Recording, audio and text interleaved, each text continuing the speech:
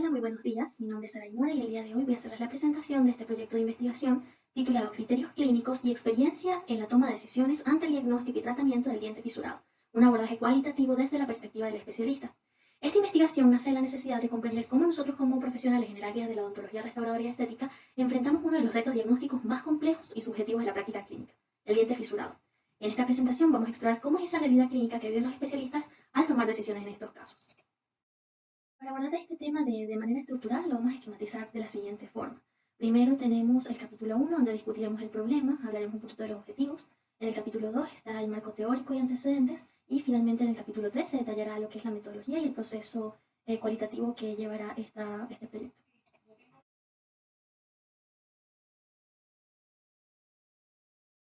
Para entender esta temática debemos recordar que la integridad del órgano dental depende de un equilibrio perfecto en la transferencia armoniosa de cargas entre el esmalte y la dentina. El componente clave aquí es la unión melodentinaria que actúa como ese puente que distribuye las fuerzas o el estrés funcional de manera eficiente. Sin embargo, cuando esta eficiencia se ve interrumpida por el desarrollo de una fisura, en el caso de un diente fisurado, nos vamos a enfrentar a fracturas incompletas que ya han involucrado la dentina. Esto no es un problema menor, estamos hablando de la tercera causa más frecuente de pérdida dental a nivel mundial, solo detrás de la caries dental y la enfermedad periodontal. Lo alarmante es que, a pesar de su altísima prevalencia y de las consecuencias que puede llegar a tener, que pueden ser irreversibles, el diagnóstico preciso y el tratamiento oportuno siguen siendo hoy por hoy uno de los mayores desafíos en la odontología contemporánea. Ahora bien, ¿qué es lo que hace o cuál es uno de los factores que hace que esta condición sea tan compleja de abordar desde la práctica clínica? La respuesta reside en este dilema clínico o paradoja biomecánica, que es que como especialistas nosotros vamos a estar constantemente poniendo decisiones en una balanza. Por un lado, tenemos la opción conservadora basada en la infiltración y el sellado de la línea de fisura, que tiene como ventaja que preserva esa rigidez global del diente al no eliminar tejido, pero nos deja con ese concentrador de estrés, que es la fisura, que tiene el riesgo de que se propague silenciosamente y termine siendo una fractura. Y por el otro lado tenemos la opción de intervenir, que aquí lo que se busca es eliminar ese estrés agudo que se acumula en la punta de la grieta mediante la remoción mecánica, y así se mejoraría la geometría de ese defecto. Sin embargo, estaríamos sacrificando estructura dental sana para lograr alcanzar el fondo de esa línea de la fisura.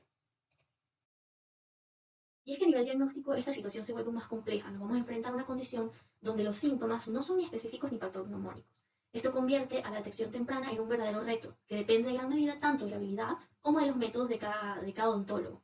Esta subjetividad se refleja claramente también en la literatura, donde observamos que la prevalencia reportada varía drásticamente entre un estudio y otro. Esto nos sugiere que los criterios para identificar y sobre todo para valorar la gravedad de una fisura no están estandarizados. Ahora bien, es cierto que sí existen valiosos estudios in vitro que intentan medir resistencia a la fractura o estandarizar algunas variables mecánicas. Sin embargo, en la práctica clínica suele alejarse de esa homogeneidad que conseguimos en los resultados de estudios de laboratorio. En el consultorio, los especialistas o los odontólogos tienen que poner, como lo mencioné anteriormente, la evidencia científica y la propia experiencia acumulada en una balanza, tomando en cuenta otros factores, como por ejemplo la sintomatología del paciente, la profundidad de la lesión, la viabilidad de los diseños restauradores y también la posibilidad económica del paciente. Esta incertidumbre terapéutica nos hace plantear un interrogante, y es cuáles son los criterios clínicos, las percepciones de riesgo biomecánico y las experiencias profesionales que fundamentan la toma de decisiones de los especialistas en odontología restauradora ante el diagnóstico y tratamiento del diente fisurado. Para dar respuesta a este interrogante nos hemos propuesto el siguiente objetivo general: comprender los criterios clínicos y las experiencias que fundamentan la toma de decisiones de los especialistas en odontología restauradora ante el diagnóstico y tratamiento del diente fisurado. Y para alcanzar el objetivo general se plantea una ruta basada en 4 pilares fundamentales u objetivos específicos. En primer lugar, buscamos identificar cuáles son esos signos clínicos y métodos diagnósticos que el especialista valora realmente en el día a día para superar esa incertidumbre que generan los dientes fisurados. Como segundo punto, queremos explorar el razonamiento clínico detrás de la elección, discutir, así como lo discutíamos antes, por qué algunos odontólogos se inclinan hacia el lado conservador, mientras otros hacia el lado de intervenir. Nos interesa saber cómo resuelven esos profesionales la paradoja biomecánica en casos clínicos reales.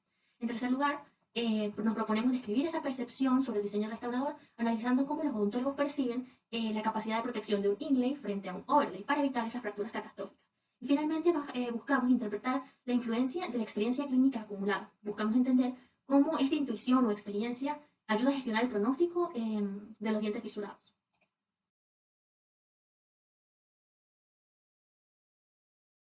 Teniendo claros nuestros objetivos, es fundamental detenernos en conocer la relevancia que tiene este proyecto. La justificación de este estudio se sustentará en 5 pilares fundamentales. El primero es que enfrentamos una incertidumbre terapéutica real. es que a pesar de que el diente fisurado es la tercera causa de pérdida dental en el mundo, no existen protocolos universales y seguimos trabajando en un escenario donde hay ausencia de un consenso claro. Esto nos lleva al segundo punto, que es la necesidad de cerrar la brecha entre el laboratorio y el consultorio. Como lo mencionamos anteriormente, los hallazgos in vitro son bastante valiosos, pero a menudo no logran predecir la variabilidad de los resultados que realmente se obtienen en los pacientes. También buscamos entender cómo el especialista resuelve esa paradoja biomecánica. ¿En qué momento decidimos que preservar tejido es más riesgoso que eliminar dentina para mejorar la geometría de esa fisura? Identificar este proceso de razonamiento es clave para el éxito clínico. Asimismo, queremos conocer el valor de la experiencia clínica. Ante síntomas que no son patognomónicos, la pericia del experto es la que permite una detección temprana, evitando que una simple fisura termine en una fractura o una falla catastrófica.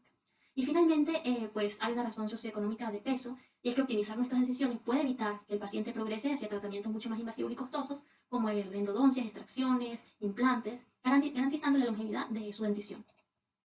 Al tratarse de una investigación de naturaleza cualitativa, es fundamental declarar que sí existen ciertas limitaciones que van a definir nuestro alcance. En primer lugar, la subjetividad del relato. Vamos a depender de la capacidad de los especialistas para articular sus experiencias, ya que estamos conscientes de que factores como el sesgo de memoria pueden llegar a influir en la precisión de lo que ellos estén narrando.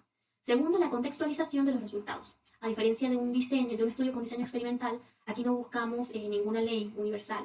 Los hallazgos van a reflejar cuál es la percepción de un grupo específico de expertos y deben ser entendidos no como una ley, sino como un patrón de comportamiento. De tercero, tenemos la variabilidad diagnóstica, y es que los criterios de identificación pueden variar drásticamente entre un profesional y otro. Eh, Hay que conocer muy bien cuáles son los conceptos como éxito y fracaso, y que eso va a variar dependiendo de la pericia o la experiencia individual de cada entrevistado. Y finalmente, la evolución del conocimiento, y es que la percepción del riesgo está íntimamente ligada a la tecnología adhesiva actual. Por lo tanto, las opiniones recogidas están sujetas al estado del arte de hoy y podrían evolucionar conforme aparezcan pues, nuevos materiales. Como pilar fundamental de esta investigación hemos seleccionado un antecedente internacional que comparte esa naturaleza cualitativa y el interés por el juicio profesional, que es este estudio realizado por Dawson, Franson y Wolf, publicado en el 2021, que se denomina Restauraciones coronales de dientes tratados endodónticamente, un análisis cualitativo del proceso de toma de decisiones.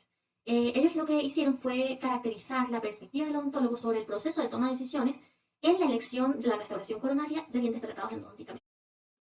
Los autores utilizan un enfoque cualitativo mediante entrevistas en profundidad a 14 odontólogos en Suecia. Lo interesante es que tras aplicar un análisis de contenido cualitativo lograron transformar estos relatos subjetivos en categorías concretas de razonamiento. Este hallazgo es revelador, ya que los autores concluyeron que aunque los factores clínicos son sumamente importantes, en situaciones de conflicto terminan siendo anulados por el contexto y las opiniones del paciente. Como podemos ver en este esquema a la derecha, la decisión final es el resultado de filtrar tres grandes categorías: los factores clínicos, los factores contextuales y la visión del paciente. Aquí el estudio resalta una realidad, y es que todos vivimos con factores económicos distintos, y a menudo eso puede forzar al clínico a tomar otras decisiones que fuercen un compromiso terapéutico.